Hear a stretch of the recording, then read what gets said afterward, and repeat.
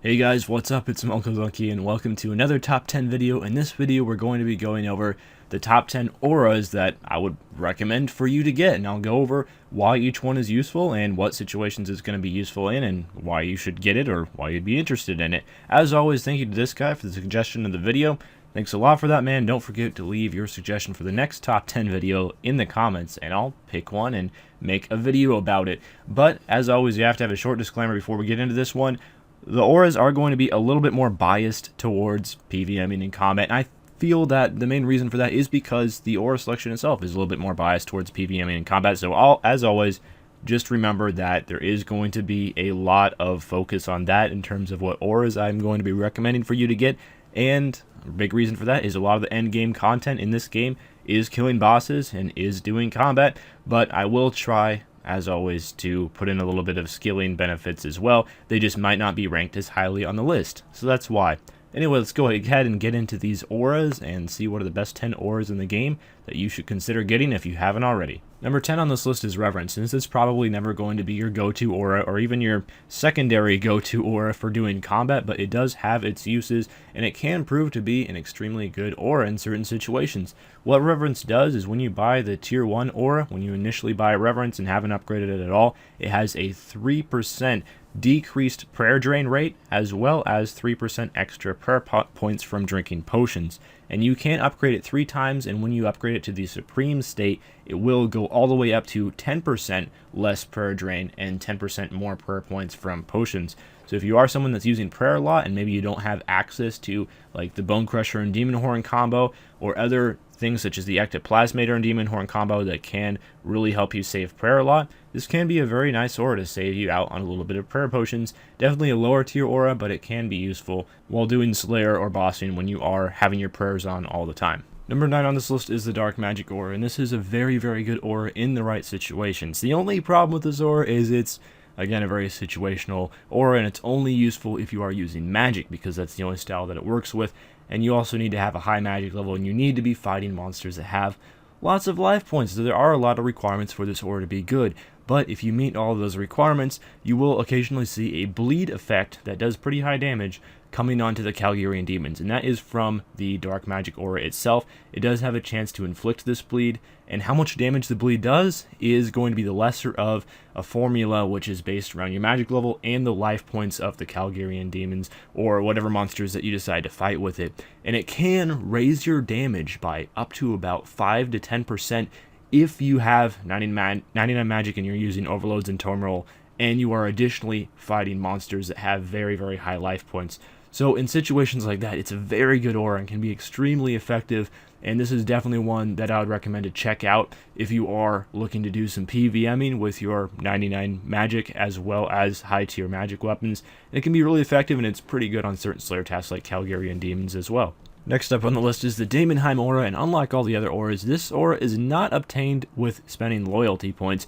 You actually have to do the Dungeoneering task set in order to unlock this aura, and there are 4 stages of the aura which grant additional benefits. Really, the main 2 benefits that you get from this aura, though, is access to a secondary personal gatestone, which is really, really nice for doing large floors and even for doing smalls as well if you run across a couple different dead ends.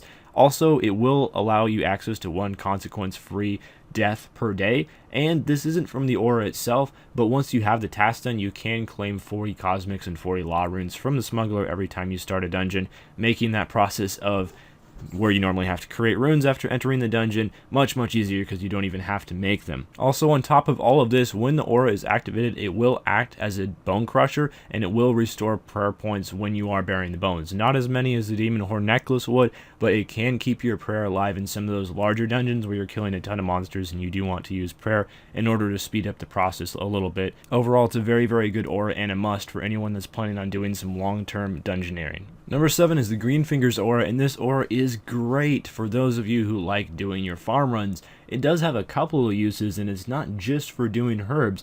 The main one that probably most people will be interested in is when you are harvesting herbs, it does have a chance that increases as you upgrade the aura to harvest double herbs. And yes, this does stack with the Juju potions as well, so you can get a whole ton of herbs while you're farming. When you first buy the initial Greenfingers, it will only be a 2.5% chance of double herbs, but if you go all the way up to Legendary Greenfingers, which is the aura that I have, and it does cost a ton of loyalty points, but if you're into farming herbs, it's probably worth it long run. It goes all the way up to a 15% chance of double herbs, which is definitely going to speed up your money making by quite a bit when you're doing these herb runs. Additionally, on top of all this, while the aura is active, and it stays active for 20 minutes, none of your crops can die. Not just herbs, but none of your trees or allotments or anything that you have planted can die. But as soon as the aura runs out, they can get diseased. So it does keep your herbs alive for a little bit longer, and it will, in the long run, help a few more of your seeds survive and not suffer the death of getting diseased. And that's just really unfortunate when that happens. So overall, get it if you're into herb runs like I am and you're planning on making a lot of money in them in the long run, and it's going to be worth your loyalty points. Number 6 on the list is Penance, and this is an incredibly good aura. Definitely one of those auras that you should prioritize getting because it's only about 23k loyalty points and you don't have to upgrade at all. And what this aura does is when it's active, you will restore your prayer points based on 5% of the damage that you take. So depending where you're using this aura, if you're taking a whole ton of damage, you won't need any prayer potions at all. Or if you're using it somewhere like Glaciers, for example, where you're not quite taking enough damage to justify not using prayer potions at all, it is going to significantly reduce your prayer rate. And places like Glaciers where it drains your prayer and you're really going to need a lot of prayer potions, it's going to make you able to last at those places a lot longer. So overall, I love the Penance aura. I use it constantly. It's probably my most used aura personally, although I'm not going to put it number 1 on the list for reasons I'll explain soon. But it is a very solid aura and one that you should definitely invest in as soon as possible if you do any kind of combat. It doesn't even have to be bossy, because it works anywhere where you're taking a decent amount of damage and are using prayer. Number 5 on the list is Invigorate, and Invigorate is a really good aura in the right situations, but just like Dark Magic, it can be kind of limited. It is higher on the list than Dark Magic is because you can use Invigorate with all 3 combat styles, opposed to Dark Magic you can just use it with 1, and it also doesn't matter what the monster's life points are. What Invigorate does is as you upgrade the aura, it will restore more and more adrenaline as you use ultimate abilities. It starts out with 2 adrenaline, and then as you get it to Supreme Invigorate, it restores 10 adrenaline. So it's essentially like having a second Ring of Vigor, and it does stack with the Ring of Vigor as well. The major downside to this is you do have to be using ultimate abilities in order to use Invigorate, and you have to be using them often in order to get the full use out of this aura. And in not all Slayer or PVM situations you're going to be using ultimates all the time. There's a lot of monsters such as Tormented Demons, for example, where you just don't use ultimates, and then Invigorate is not useful. But for the situations where you are using ultimates, Invigorate is great, and you really do want to get Invigorate up to the Supreme stage as quickly as possible if you do want to take full advantage of this aura, because that's when it's going to be at its best. When used in tandem with a Ring of Vigor, you can have 20% adrenaline left over after using an ultimate, and that's just great, and it lets you get up to those thresholds within your Berserk or within your Sunshine or within whatever ultimate they're using much quicker. And this aura is just an absolute must if you're planning on doing a lot of PVM in the future.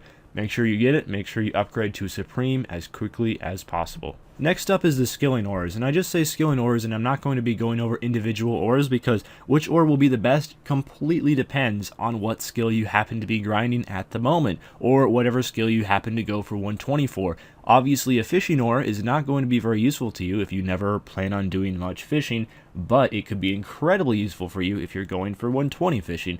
So that's the reason why I grouped them all together. So there's 6 different types of skilling auras, which are Enrichment, Call of the Sea, Lumberjack, 5-Finger Discount, Quarry Master, and Tracker. Now these skills work for the Divination, Fishing, Woodcutting, Thieving, Mining, as well as Hunter skills. And all of them, other than an Enrichment, increase your chance of doing whatever activity it is. For example, the Fishing aura increases your chance of catching fish by starting at 2.5%, going all the way up to 15% when it's fully upgraded at the Legendary aura.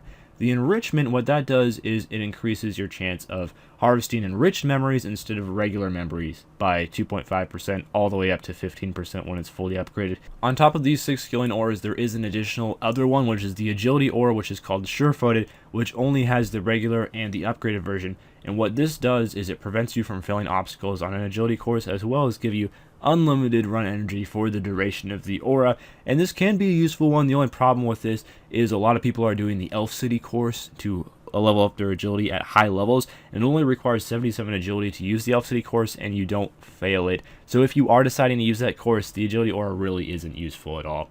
But those are the auras that you should really think about going for if you are going for 120 in any of these skills, or even 99 if you just don't enjoy the skill and want to speed it up in any way possible. Definitely worth investing your loyalty points into. Next up on the list is the Runic Accuracy and the Sharpshooter auras, and I list these two on the same stage because they essentially do the same thing, just one is for range and one is for magic. They increase your accuracy when using these two styles by 2.5% when you initially buy the aura, and then all the way up to 10% when you have the fully upgraded Supreme version. The reason why these are so high is because these auras are just incredibly useful for PvM. These are my go-to auras and the #1 auras I will use if I'm using either ranged or magic. Now, it is debatable whether dark magic is better or whether invigorate is going to be better, and that really does depend on what situation you're using it in, but I find that I get by far the most use out of these two auras, and they're also very good all-around auras. You can use them anywhere with these two combat styles where you don't find that you have enough accuracy to hit on every single hit, and it's going to help you out a ton.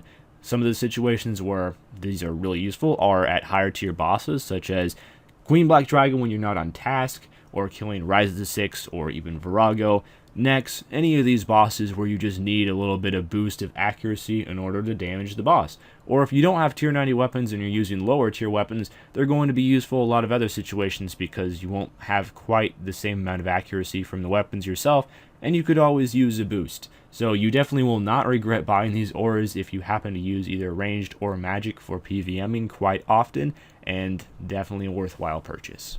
Number 2 on the list is the Vampirism aura, and this is probably going to be the best all-around combat aura for everyone. This includes low-level people who are doing combat, medium-level people that are doing combat, and high-level people that are also doing combat. And that is the reason why this aura is so high for me, and why I feel it's such a worthwhile purchase, is this is going to have a lot of use for anyone who buys it who does any combat at all. And the main thing is, with all the other combat auras, all of them are at least somewhat situational. There are going to be certain people who will not be able to get much use out of the aura. Even an aura like Penance, if you are low level and you don't have many prayers unlocked, Penance isn't going to be very useful for you. But Vampirism, what it does is it restores your HP based on 5% of the damage that you do to enemies. Very similar to the Soul Split Curse, but it does not require 92 prayer. So this aura, if you get it, you will use it probably all the time. I've found myself to use this aura the second most of any aura after Penance, but it's an aura that served me very well, and it also only costs about 23k loyalty points, so it's not terribly expensive. If you do not have Vampirism already, and you plan on doing any combat ever, I would recommend to pick it up right now, and this aura is going to benefit you out a lot. Very useful in situations where if you don't have Soul Split, it's going to help you out, or if you do have Soul Split but you still need some additional healing, this can change you from having to use food into not having to use food at all, which is obviously extremely convenient. And the #1 aura in the game, the only aura in the entire game that's going to benefit anyone, skillers, combat users alike, you can gain benefit out of Jack of Trades. And come on, son, you knew this one was coming. And the thing that Jack of Trades does is when you initially get it, you have to gain XP and 10 skills, and then you can turn it into the dude in Varrock, or there's also a dude in Berthorpe who you can turn it into, and then you can upgrade it twice, where you have to do 15 skills and then 20 skills when it's fully upgraded, and this will progressively give you more experience in whatever skill of your choosing when you finish off doing the aura. So the reason why Jack of Trades is so good is if you do this aura every single day and just put the XP into either a skill that you're struggling to afford in order to train, or just a skill that you absolutely hate. I personally put it in agility just because I don't find agility very fun to train. As time passes, the XP from this aura just adds up, and before you know it, you've gained hundreds and hundreds of thousands of free XP from Jack of Trades without having to train the skill at all.